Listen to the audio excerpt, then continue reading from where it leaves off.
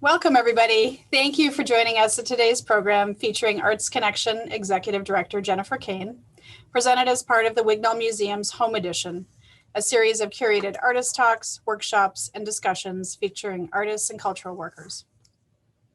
My name is Rebecca Trawick, pronouns she, her, hers, and I'm the director and curator of the Wignall Museum. The Wignall Museum is a teaching museum and interdisciplinary art space that introduces Chaffey College students, faculty and staff, and community members to innovative contemporary art objects and ideas. By fostering critical thinking, visual literacy, discourse, and empathy, the museum seeks to enhance the intellectual and cultural life of our community. We want to take a moment to recognize that we're situated on the Rancho Cucamonga campus of Chaffey College, which resides on the traditional and unceded lands of the Tongva people. We offer our recognition and respect to the elders, both past, present, and future. And hello, my name is Roman Stallenwerk. I'm the assistant curator at the Wignall Museum. All sessions of Home Edition will be recorded. When possible, recordings will be made available on our website. An announcement will post to our email subscribers and social media when new videos are available. All recordings of Home Edition will include captions and audio descriptions as options. Visit us at www.chaffey.edu/Wignall to access recordings and our full schedule of programs. Thank you. Yes, and hello everyone. My name is Andy Hadel. I am the preparator at the museum and the studio tech for the Studio Arts Department here at Chaffey College. Along with Rebecca and Roman, I'll be assisting in today's Zoom session. Briefly, let me share a quick breakdown of today's program. In a moment, we'll have Jennifer Kane present for about a half an hour or so. And then with the remaining time available, it'll be available for Q&A. Thanks, Roman and Andy. So today we're pleased to introduce Jennifer Kane. Jennifer Kane is an artist, arts organizer, and teacher from Los Angeles, California, and currently resides in Joshua Tree. She serves as the executive director of Arts Connection, the Arts Council of San Bernardino County. Jennifer received her BA in Fine Arts from Mount St. Mary's College and her MFA in Public Practice from Otis College of Art and Design. She is a recent graduate of Arts for LA Activate Cultural Policy Fellowship Program. Jennifer Kane has directed Arts Connection since early 2018 and has launched 3 new programs regionally to help the organization better serve artists and arts cultural organizations across San Bernardino County. The Arts Innovator micro grant offers $500 grants to individual artists living and working in San Bernardino County. Through peer-to-peer fundraising and sponsorships, Arts Connection is able to sustain this annual grant program launched in 2019. The Teaching Artists Training Program builds a supportive learning network for practicing artists who want to take the next steps towards teaching their craft in community and after-school programs. This program launched in fall 2020 with a cohort of 16 artists from across San Bernardino County. Arts for IE is another new initiative that Jennifer helped to create in response to the pandemic. This bi-county arts advocacy collaborative seeks to change the funding narrative for the arts in the inland Southern California region. So please welcome Jennifer Kane. Hi, everybody, and thanks for having me, Rebecca. Thanks for the warm welcome. Thanks for being here, friendly faces and new faces. And I hope that each of you learns something new today. Many of you have lots of experience in this field as well. So at the end, if you have anything to add, I'll look forward to hearing that too. So in talking about a Skillshare around funding and individual artist resources, I felt like, we oftentimes get really stuck on how do I fund my practice? But it's not always about funding, although it really does help. So I'm going to talk about some things that sort of are interconnected in building artistic support for your career that are have been vital to me in the last 4 or 5 years, and then we'll get to also talking about funding as well. So that will be a part of the conversation. Just really briefly about me, I'm an artist, but I'm also a active guide in the Sierra in the summer times. I love being outside. Playing is what keeps me connected and excited. So that's a little bit about me. The one of the first projects that I got involved with after graduate school was helping to develop the Artist Tea program in Joshua Tree National Park as part of the Joshua Tree Art Innovation Laboratory, which was the idea and project of artist Rebecca Lowry. I love creating platforms and spaces for people to come together in unique and interesting environments. I feel like it spurs conversation in a way that doesn't happen inside, doesn't happen in a classroom. And it does, it allows us to make these connections that we might not see otherwise. So that's just an example of a project I've worked on recently. Social practice is a form of art that we often say it combines, it takes art from the studio and addresses community identified needs or social justice issues in a way that utilizes arts as a vehicle. And so thinking about your practice, you know, finding your particular niche is also really important. Do you want to work in a studio? Do you want to work with people and community? Do you want to work as a teacher in a classroom? And so knowing about yourself and where you want to work is a really important first step, because that allows you to kind of find yourself where you want to be, and kind of everything evolves from there. I will say one thing that there is a lot to be said for the people and relationships in your life. So I would say that the networks that you build are probably one of the most important things. And you can develop your networks through a lot of different ways. Arts Connection is one of those networks that I feel really strongly about. Let's just say that your particular passion is environmental issues. You're going to find groups of people who agree or like all have that same passion, right? And that would be sort of a local niche network. Okay, so if we think about a place like San Bernardino County as a series of locations, you'll see on Arts Connection's cultural asset map here on our website, we've started to plot like where does arts and culture happen in the county. Each of those dots represents something like a school, an outdoor site, a museum, a place that a large festival happens, or there's a gallery or exhibition site. Where there aren't a lot of them, that's actually all open space. So what we started to do in terms of thinking about networks is where do people gather? And then what do they gather around, and why do they gather?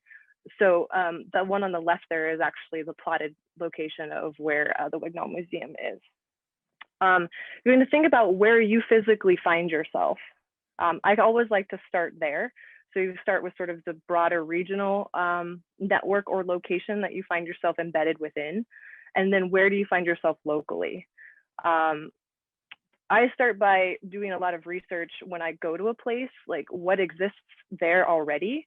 You know, if that's a museum, if it's a cultural institution, if it's an art association. And then I try to figure out what events that they're doing, who's doing what are the people already doing things there. I try to attend their events, making connections with them via whether it's personal introduction at an event in person, or it's just going to their shows, meeting folks. That's how you get more and more hyper local, right? So the first time I actually moved to Joshua Tree, I moved to Joshua Tree in 2010, and I went back and forth because I'm a Los Angeles County, Los Angeles native. And I was like, well, what's going on in San Bernardino and Joshua Tree specifically?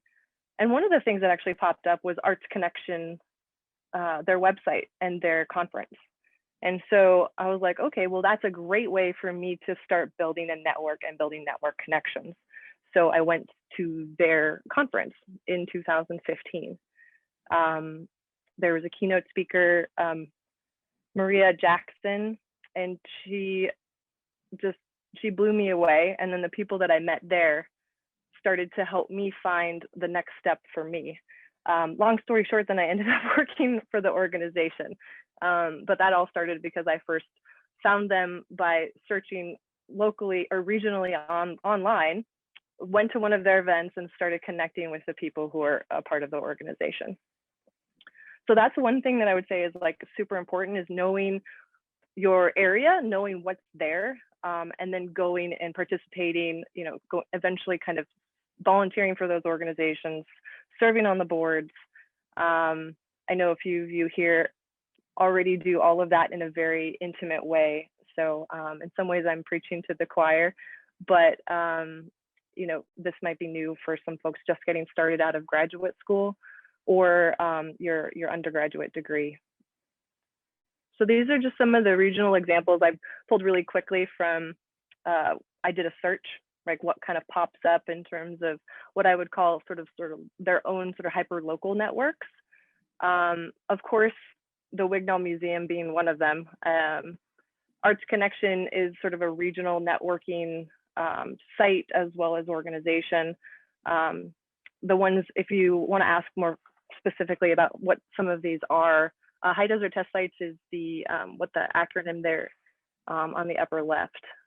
What they do, each of these organizations is very specific to, I would say, a city or a specific community in which they've served for the last, some of them 4 decades, some of them are very new, 2 or 3 years old. And what they do is they tend to be a landing point for artists coming to an area, or sort of a jumping off point to find resources, to find what's going on. They oftentimes put out calls for artists. I know Chaffee Community Museum of Art offers the Artists in the Airport program. And each of them kind of, I would say, pulls together their local government, city officials. They do hyper-local projects. And so that's one way that you can kind of find your local, local connection points. And each of these is going to be regionally specific. And they're not all included because there's a lot out there. I just wanted to throw a few in there to just give examples. In addition to sort of knowing the landscape of where you are and who and what exists, I also want to I don't want to forget about how important it is to have mentors, to make those local connections with someone who has years and years of experience in an area that you're interested in. You know, I suggest reaching out to those artists to work directly with them as an intern, as a volunteer, maybe even as a studio assistant. I can't really stress that enough, as probably one of the most important things that has helped me along in my career is making those personal connections with artists who have been doing this kind of work, or the work that you want to do for years and years and years. One of those amazing women is on this call, Khalsa, who was is still one of my mentors, and working alongside Rebecca Lowry as well for the Joshua Tree Art Innovation Lab. So I just want to stress how important that is. Wherever you went to school, like keeping those mentors and those networks alive, even if you kind of move outside of the area, I still keep in touch with the mentors I have from graduate school. And those folks, even though they live in Los Angeles, they have helped me find sort of the next step in finding the community, the teachers, the mentors in my own region. So that's something you never want to lose connections with. So even if you moved outside of an area, with our virtual world, you can really, really, you can keep things connected in ways that we couldn't, 2 decades ago. Some of our most prevalent professional resource websites as well as organizations in California, the state arts agency being California Arts Council, their website as well as the resources and opportunities that they post on a daily basis, but I also send out a newsletter at least twice a month. They have calls for artists, jobs, internships, exhibitions, summits, conferences, all on their website. It's an amazing collection of resources from all across the state, something that I highly recommend you signing up for their newsletter, going back to frequently becoming acquainted with what they do. The Center for Cultural Innovation is based in the Bay Area in Los Angeles in terms of their primary audiences. However, they do have some funding programs and online workshops and resources that I have gone to repeatedly over the last 5 years, and are accessible to artists in the whole state. So I'll get into that a little bit further. And Arts Connection also is an amazing resource for professional development workshops, resources, as well as a place to connect with organizations and artists in the San Bernardino County area. The Center for Cultural Innovation, just to reiterate, their upcoming workshops are all available online. They're either free or really, really affordable. They touch on everything from grant writing, tax tips. Their upcoming workshop in February actually talks about fair hiring practices and artist contracts for artists. I highly recommend that one particularly, especially considering some of the new legislation around independent contractor laws, how to make sure that you're getting paid correctly, whether you're as an employee or as a contractor, and making sure that you're getting paid a living wage. The woman offering that workshop, actually, she runs an Instagram site called The Artist's Office, and she puts out a monthly curated newsletter that offers artist opportunities and grants specifically to your region. So that's something that I also highly recommend that you sign up for. The Quick Grant is something that funds Bay Area organizations and individual artists in the whole state. So some folks I've talked to say, oh, that's not for me. It says Bay Area because they didn't read through the rest of it, but it actually is a quick grant program that's available every month, due by the 15th of the month. And it varies year to year from $600 to $1,000, depending on their funders. And you can get support for professional development activities, to attend conferences, to hire a mentor. That's one thing that I really recommend, especially right now, or if you're trying to learn online marketing skills, business skills. All of that is are all funding opportunities through that program. The Cali Accelerator program was really great, but they're actually they're moving away from that program starting next month, so I'm not going to talk too much about it. But their funding opportunities are always kind of in flux. I highly recommend just staying in touch with their website, their opportunities. The next one is this open source document that they've created for because of the pandemic. I'm not sure if we're going to be able to put that direct link in the chat, but it'll be sent to you, to everyone who signed up for the workshop. And it is an amazing document that I didn't even attempt to recreate it during the pandemic, because there's some organizations who have a lot of staff who have been keeping this document up to date. It includes grants, relief opportunities, and other resources, workshops, etc., to help with artists and freelancers. So yeah, keep that on your bookmark tab for the next, well, who knows how long, but it's always good to know about opportunities for relief and resources. So I've talked enough about the Center for Cultural Innovation. I want to talk the next little bit about Arts Connection and some of the opportunities, and the California Arts Council. But Arts Connection is, we recently redesigned our website to make it a little more user-friendly. We offer a lot of resources on the site, as well as different services. So I wanted to highlight those to make sure that you knew that was a location that you could go to. The resources that we have there talks a lot about accessibility issues in the arts, resources to help you build your own accessibility platform. There's a funding document also that we created that's an open source document, not as extensive as the other one that I just gave you, but it's something we try to make that's very specific to San Bernardino County. Research publications you can download, stuff specifically for teachers, parents, and schools. So that's always changing. So you want to check back often. If you're not already on the newsletter, we do send that out to let you know when things are updated, or new opportunities pop up, public art opportunities, exhibition opportunities, etc. Other services that we offer, I'll get into the micro grant program that we just launched this week.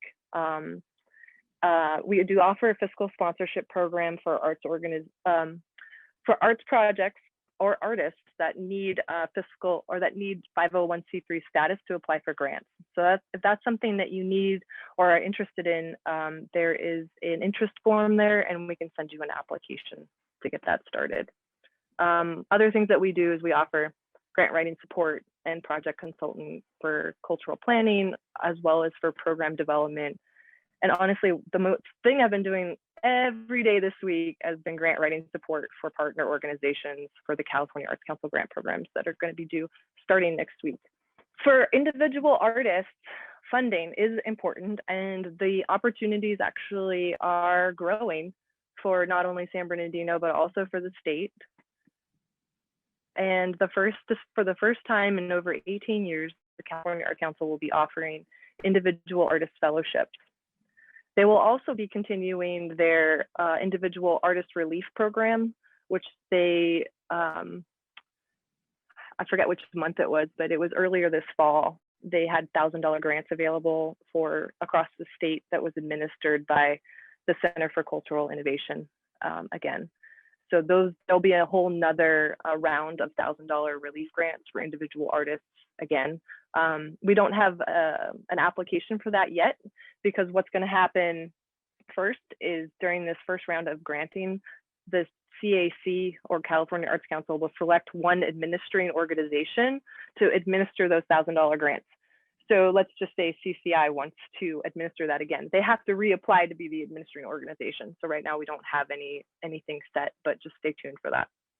So I want to reiterate the quick grant and then highlight the SURF grants, which is this artist safety net. And I believe actually, Rebecca, you turned me on to that grant that just came out with its third cycle.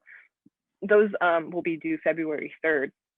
And I believe she's, thank you, Rebecca, for putting a link in the chat for those.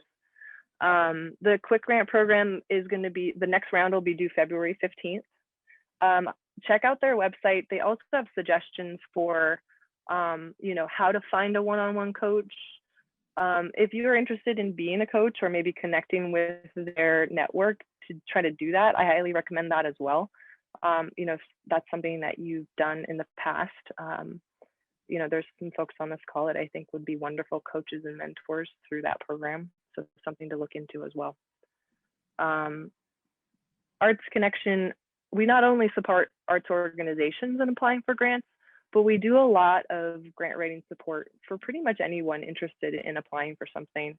You know, later today, I'm going to meet with someone who wants to apply for a $600 fellowship to help her become a end-of-life doula as an artist as part of her practice, for instance. So I'm going to write a letter of recommendation and help her with her application. So we're pretty dynamic, and honestly, everything that I do is custom to the person that I'm working with. So the fellowships, this again, I just, in case anyone sees this at the CAC, we are so excited about this program. I know a lot of artists are. They have now opened the grants for this. You do not need a fiscal sponsor. You can apply directly as an individual. And they have the 3 categories there. So emerging artist fellows, $5,000, established, so that's between 4 and 10 years of practice, $10,000, and then legacy fellows for those who are very well established artists with 10 or more years of practice. And they're going to give approximately 10 of those awards to artists across the state.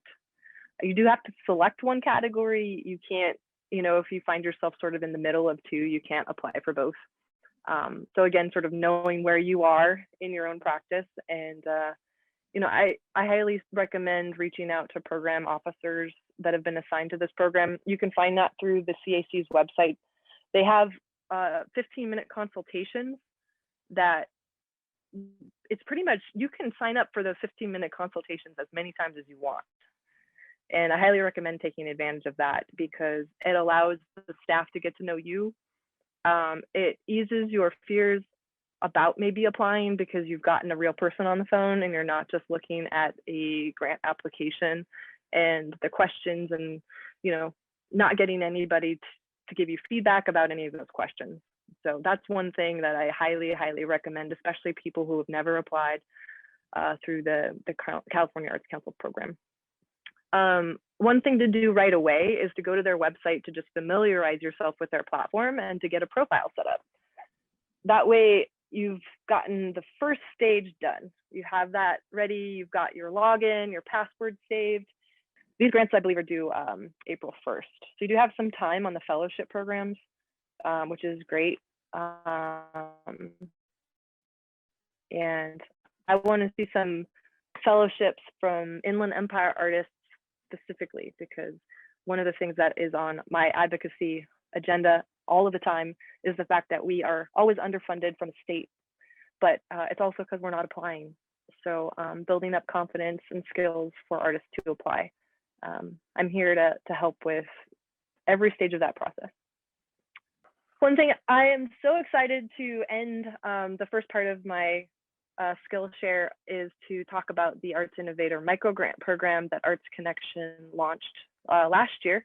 So this will be the second year that we're offering this program. I have to give props to all of the board members, past and present, who built Arts Connection from the ground up because they knew that the County of San Bernardino needed an advocate, needed someone building funding resources, and to have a voice for our artist communities in the county. So after I got started at Arts Connection, I was going through a lot of the documents about why Arts Connection got started and different arts councils across the state and what they do. And I thought, you know, one of the biggest ones was being a granting or a re-granting agency. And Arts Connection didn't necessarily, we don't have funding from the county at this point. We're going to change that, don't worry. But we said, you know what, what's stopping us from starting with something small? To build the case to give a resource locally just for artists living and working in San Bernardino County. So last year we started just through crowdfunding. We raised $2,500 and we gave out 5 awards. That, to me, that was huge. The artists who received that money, each of them has expressed how pivotal that $500 was at their particular moment in their career, as well as for the project that they had intended to do for their community. Some of them are on hold because of COVID, but that's okay. Some of them have gone forward. We just, you know, we've all been adapting to the last year. So we just relaunched the applications with a few additions, a few things to make it more accessible, to make it a little bit clearer about what the program does. It's intended to be open. It's intended to be accessible to artists of all backgrounds and experience levels. What we want to hear in the narrative, there's really one major question, which is, what is your project idea? And why is it important right now in your career to have this funding? And then how does it directly address either a need in your own career at this moment or in your community? So if your project is intended to serve a particular group of people, students, you know, work with your local network, if it's intended to support your like an emergent project or a gallery, why is this money particularly important right now? And so that's why the Innovator idea is in the title. It's not just about I need this $500 to go to this workshop. It's explaining why that one workshop that you need to go to right now is pivotal in your career at this exact moment, or hosting that one community event at that one location, or, you know, if it's 2 or 3 locations. Why is that important to the community specifically that you want to work with? It's an invitation to get really, really detailed and to understand where you're going in your own practice, and it clearly, you know, explain that to the panel, but also just explain to, if it's a community oriented idea, to elaborate on your connections with the community. We've tried to make this what I call sort of an entry point grant, to give you background and experience on questions that you're going to have to answer in any other grant application. Basically, describe your idea, describe why it's important, and not just why it's important, but how it's connected to practice of the community, as it at them or your practice. Work samples are always going to be required. So where you can find the application itself is There's a link directly in our Instagram profile. We actually have quite a bit of engagement through our online social media channels. So if you're not following us already on Instagram and Facebook, I highly recommend it. But our website has all of the information as well. So you would go to the homepage earlier when I showed you under services, it would be micro grants. And then there are these 4 tabs.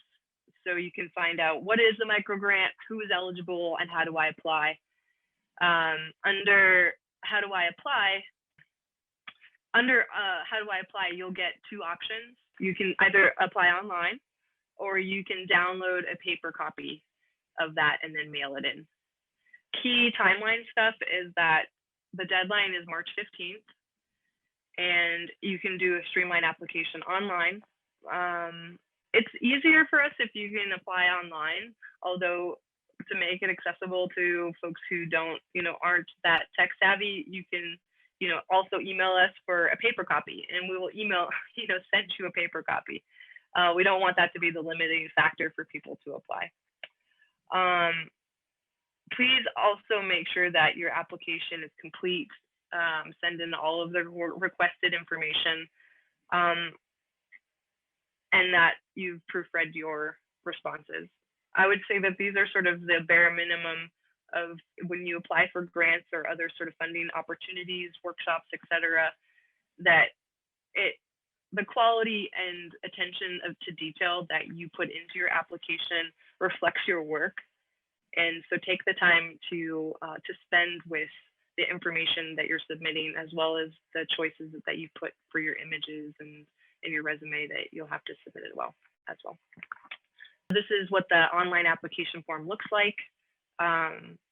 It gives all of the summary background information, and you'll get distinct categories. What is your project idea? It is a 300-word limit. 300 words is actually a lot of space. So just be concise and choose those words as if you were writing a well-crafted poem. Highlight the most important parts. Choose your words like you were going to choose the form of in your painting or your drawing. And again, how will this project impact your practice or the community served? So we wanted to make it open to folks. This is just for your individual practice, and say you need to go to a workshop or you need this professional budget support, or we also funded last year an artist who needed to purchase tools at a very pivotal moment in her career. It's just explaining why that's important. If it's going to be an event, where will it take place? Are you collaborating with anybody else? The contingency plan portion of it is just for us to better understand how you're thinking about the project or the idea. It's not, if you don't have a contingency plan, it's okay. We just sort of wanted to give you that opportunity of like, are you going to do this regardless of if you get this money, or is this, if you don't get this money, this won't happen, and why? All of that is an opportunity to sort of give us the full picture of your idea, of your request. So again, this is for all artists, writers, designers, performers, organizers, teachers, and creative entrepreneurs that live and work in the county. This is important to us, that you live, work, and benefit the communities that you are a part of. So this is not open to folks who have a second home in the county but work in Los Angeles. You do need to live and work specifically in the county. So, but other than that, it's open to anyone who considers themselves an artist. I put arts organizers in that category as well. There's a list of things we won't fund, but I'll let you get into that with the guidelines on the website, mostly related to political activities. We're not going to fund the paperwork for starting a new organization, and it can't be for scholarships or for you to re-grant that money to someone else. It has to be specific to fund you or your project or a collaborative endeavor. I hope I didn't go too quickly or skim over anything that you all wanted more information about, but I will pause there, and I'm happy to go back into depth around anything else. I have a question about the Arts Innovators micro grant. I know recently you sent out a newsletter to subscribers, and it actually featured the 2020 inaugural recipients. And I'm wondering if there's a location where we can find that online. And if not, if perhaps you could speak to the breadth and diversity of those recipients. I thought it was an interesting group. Well, first question, to find it online, we have a link under the tab Who is Eligible. There's a link to the past recipients of the PDFs that did recently go out in the newsletter. So you can read the really descriptive project summaries that we put out as part of our PR in April of last year. I might have to rack my brain a little bit for the 5, but one of them was Amy Robbins. And the reason that I know Amy so well is because she helped us film a video promo recently. So she purchased actually some woodworking tools to help her move her business forward. So she's not only a fine artist in terms of sculpting, she collects wood that has been, I'm not going to describe it that well. It's not new growth. It all tends to be like parts of trees that have fallen over from natural disasters, and she carves and sculpts them into new work that she sells, as well as she carves into signs, and that helps her. That's one of her forms of income. And since then she's been able to make hundreds and hundreds of dollars. I'm not going to say thousands because I don't actually know the amount, but it spurred her career forward in a way that she sends me emails all the time like, thank you. Let's see, Candace Pearson actually got funded to run a series of pop-up poetry workshops for the students in her community in Crestline. And you can read further about that. Gray LaForge in the Morongo Basin. I'm not going to remember the exact details, but it was to start up a local chapter kind of supporting the LGBTQ population in the Morongo Basin, specifically through performance. And was it Ryan Perez? Because I don't have the list in front of me, to work on a photography project and book. And Jasmine Chan to work on a series of photographs. She was from the city of San Bernardino. Is that all of them? Did I miss someone? Oh, and then Ryan's a Chaffey College mom. I did not know that. That's awesome. What we loved about the process and sitting on the review panel was that without even making sure that we represented the geography of the county, each of the artists selected represented a really different part of the county in terms of the geography. And that was really important to the board when we reviewed these applications. And it happened organically by sort of how the recipients scored. So we'll continue with that. We have a really nice rubric to be able to make sure that the funding is fairly distributed across the county, across also focus, making sure that we're funding, I would say, Black and Latinx artists specifically coming up this year. We have a FIT program that is new. So organizations, board of supervisors, individuals can sponsor a grant and sort of say, hey, I'd like this grant to go to an artist from this city or from this region. So we have one being sponsored by the Morongo Basin Cultural Arts Council. So we'll for sure at least have one artist funded in that region. We have 2 artists sponsored from the city of San Bernardino because of the gracious donation from Drs. Ernie and Dottie Garcia. And then also from District 2 from Janice Rutherford's office. So just specifically, and then our general donations go into the pool that can go to everybody. So we're trying to make it, to get the community involved, right? It's like, if we see how our funding is directly supporting artists, that's Arts Connection's mission, is to literally connect the artists, funders, and the community to say, this is really important, and how can we do this on our own until we get county support? And we've gotten a lot more movement because we've always been grassroots and saying we can do this, but we're slowly getting the attention from some larger funders as well as from the county. Jenny, you talked about the value and importance of mentors, which I wholeheartedly agree. I'm wondering if there's anything formalized that I'm not familiar with, or plans for the future to formalize any kind of mentor-mentee program through Arts Connection? I was trying to come up with a funny response, but I was going to say yes, my assistant will get right on that. No, it's something that I've heard since I got started that is a very, very important need. I haven't quite figured out how to do it yet, but it's something that's always sort of like, I would like to be able to do that outside of just me, right? Because I feel like I do a lot of that on one-on-ones, but we haven't figured out how to connect the amazing I would say experiences and mentors that exist with the more emergent arts leadership in the county.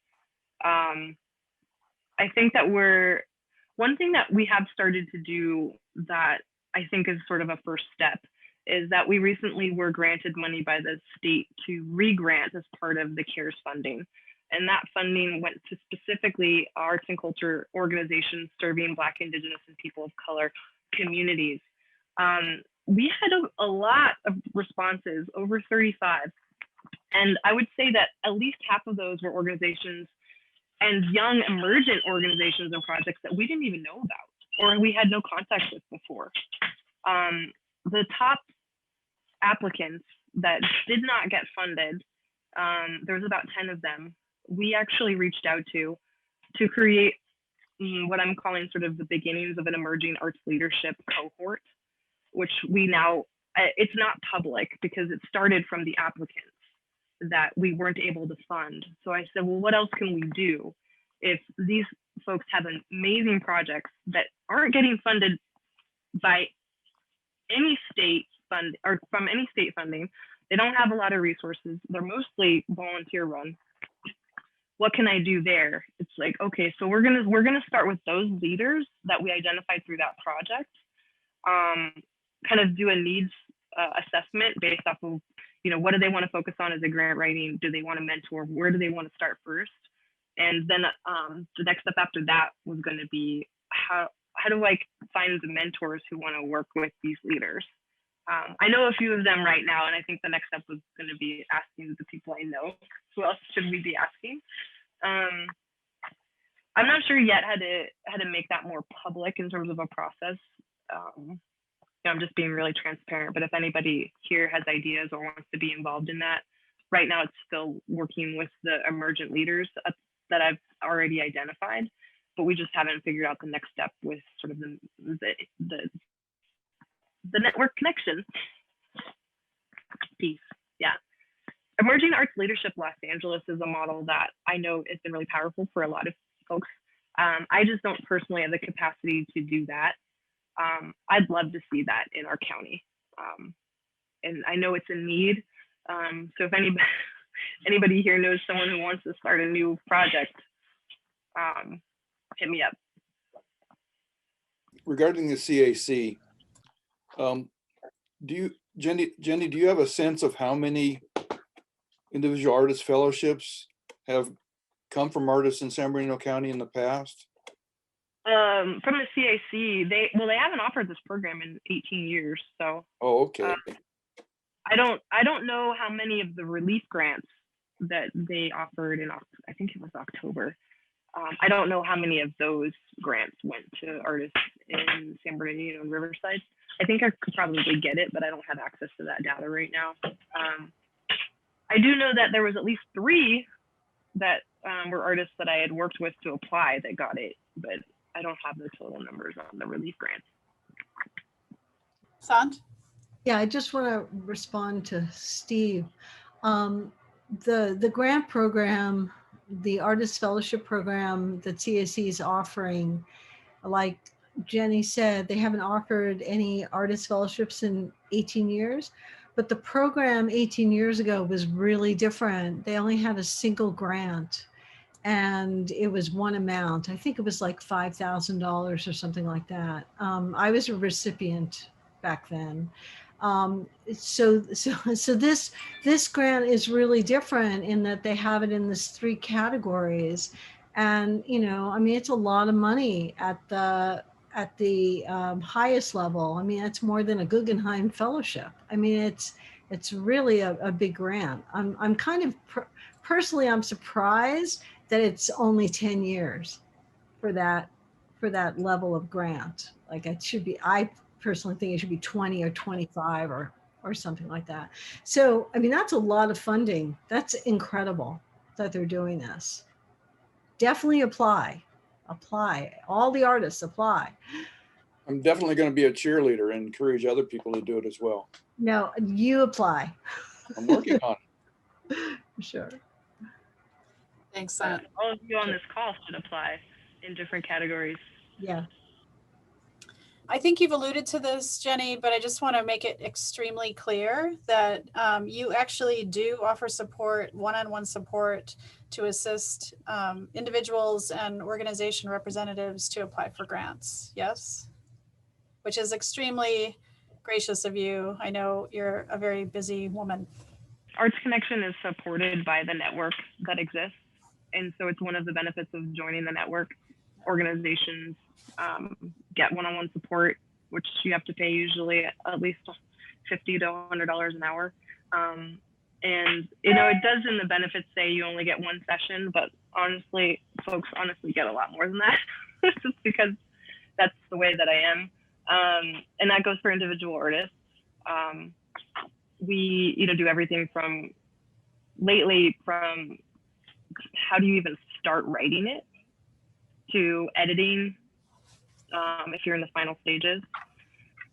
And that's been very gratifying because I want to see those numbers go up. That's the most important thing for me, is like, even though we started at the beginning that funding is not the most important, it really helps, right? If you've been doing something all volunteer your whole life, or you don't have funding really, really helps. And that can come in the form of a grant. It can come in the form of like, mentorship or professional development, or connecting you to someone who can. It doesn't happen overnight, but I feel like there are these steps along the way that it's like making the connections first, by, even if you don't end up applying this time, by reaching out and saying, I'd like to, and getting that conversation started means that next round you can. And even if you apply this year and you're not successful, but you're rated pretty high, that's a huge success for me. Oftentimes if you don't get funded, folks get discouraged and they don't do it again. But you oftentimes have to apply 2, 3, 4 times. So yes, and if I'm not available, oftentimes I can connect you to grant writers that you could hire or that can support you as well. One other thing, that on the site, if you're not already a user, because we had to switch platforms, you have to start a new profile. You can put yourself on there as a professional service provider. If you write grants, or if you have a professional skill set, you can put yourself in the directory there. And that, there are free options to do that. You can also be a paid member. Because we recently switched over, we don't have profiles yet, really, because we're having to kind of build those directories back up. So if you know someone who is a grant writer or offers tax assistance for artists, or is a workshop presenter, put yourself on there, because folks will then go to those lists and they'll say, oh, I need an artist in this area. I need to find someone to help me with this particular issue. So that's also the way that we're trying to connect folks. Right. And then I know we're almost out of time, but I really wanted to ask you, again, I know you're extremely busy. I know you're really gracious with your time and energy to the residents and artists and arts communities of the Inland Empire. And so I wanted to ask, like, a self-care question, and also like what are you finding inspiration from? So how are you caring for yourself? I'd say you and the organization, and the board.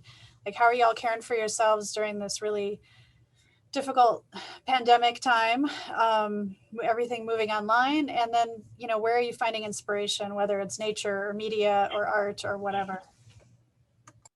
That's a great question. I I appreciate want to that. make a comment. I've been observing Jennifer's artwork during this time, and it has grown amazingly fast. And I'm just so excited. I'm hoping this is some of your self-care, but you're sharing it with us, and I just thank you for that.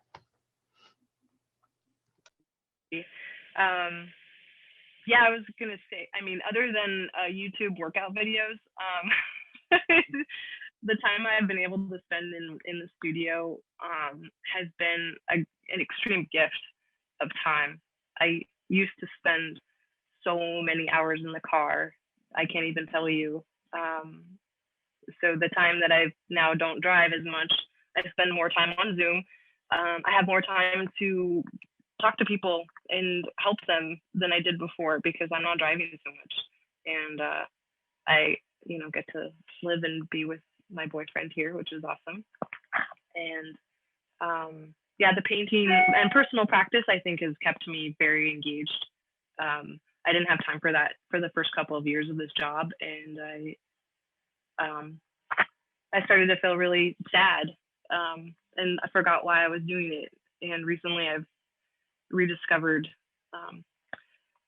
through the connections that I made through this job, the inspiration to start making again. And actually, it's most of you all on the call that have helped that along. And also, I just want to say thank you to Rebecca Ham because she's part of that re-inspiration for me too, as a painter. Thank you. That's beautiful. Yeah. It is all about the network and the people. I mean, that's why I wanted to start with that.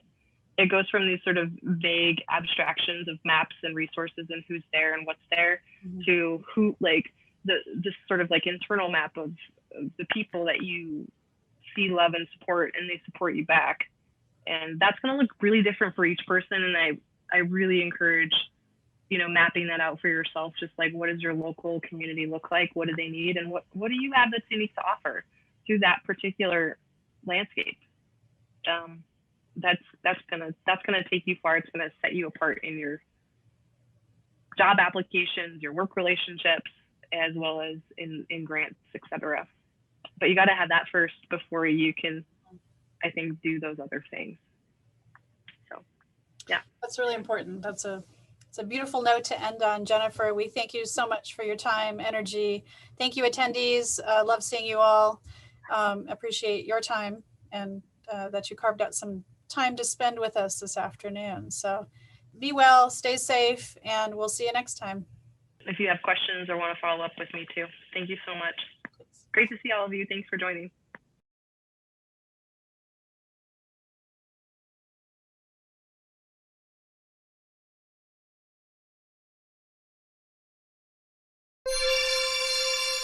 Thank you.